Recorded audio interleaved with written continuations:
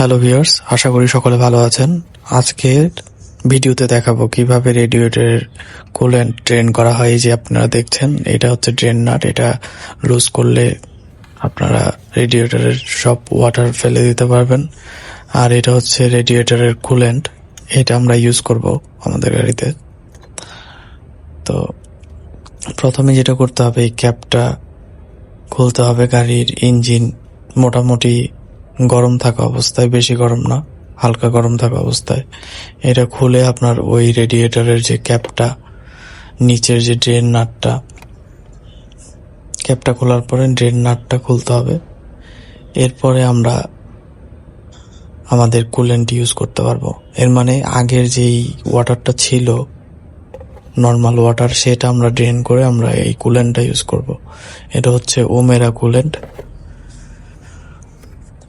এই কুলেন্টটা মোটামুটি ভালো। দেখেন এটা আমরা কিভাবে ঢালি।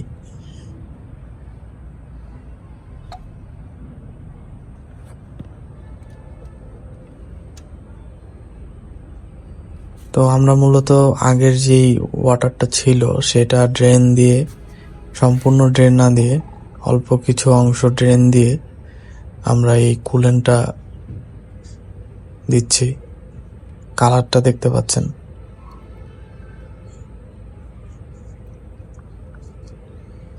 আমরা এটা পুরোটা দিয়ে দিব।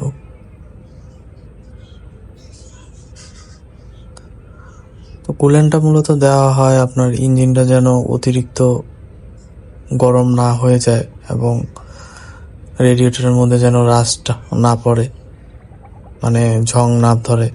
এর জন্য কুলেন্টটা ব্যবহার করা উচিত প্রতিটা গাড়িতে।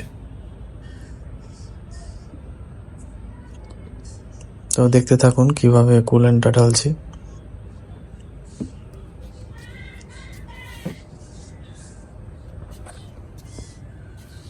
তো একটু কুলেন্ট রয়ে গিয়েছিল, এর জন্য আমি আবার ড্রেন নাটটা একটু লুজ করে একটু ওয়াটার ড্রেন করে নিচ্ছি। অল্প একটু ওয়াটার, আগের ওয়াটার যে ছিল ওগুলো ড্রেন করে আবার বাকি অংশটুকু ঢেলে নেব।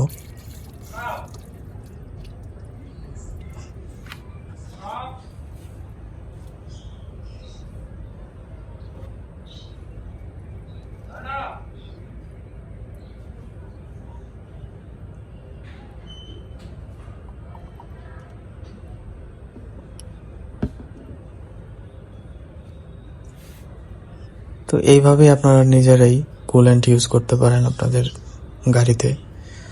ওয়াটার, নর্মাল ওয়াটার ইউজ করলে অনেক সময় রেডিয়েটরে ঝং ধরে যায়, বেশি দিন টিকে না।